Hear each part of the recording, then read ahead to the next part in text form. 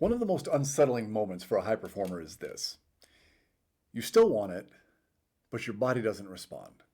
The drive is there, the ambition's intact, the standards haven't changed, but effort no longer translates into output. Most people interpret this psychologically, and with good reason. They think I'm losing motivation, I'm burned out, maybe I just don't want it as badly anymore. But that interpretation is wrong. Motivation is psychological. Responsiveness is physiological. And the body does not run on desire, it runs on capacity. Under sustained stress, the body becomes very conservative. Not lazy, not broken, just conservative.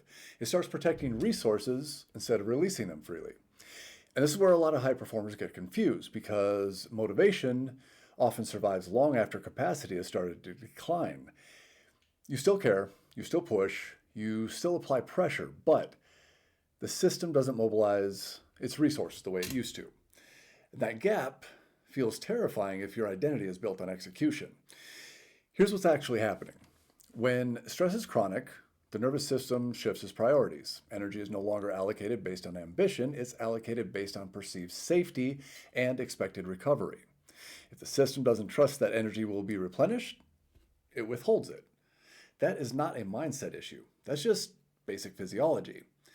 And this is why just get motivated again feels almost insulting at this stage.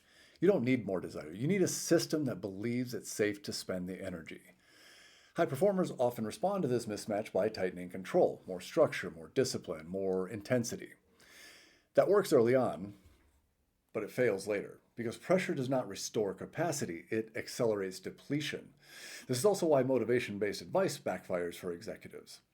Motivation assumes the system is ready. Burned out physiology is absolutely not ready, so effort starts to feel really heavy. Not because you're weak, but because the system has learned to be cautious. If motivation feels like it's hitting a wall lately, that's not a character flaw. It's actually feedback.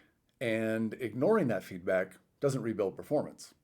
It delays the rebuild and deepens the hole.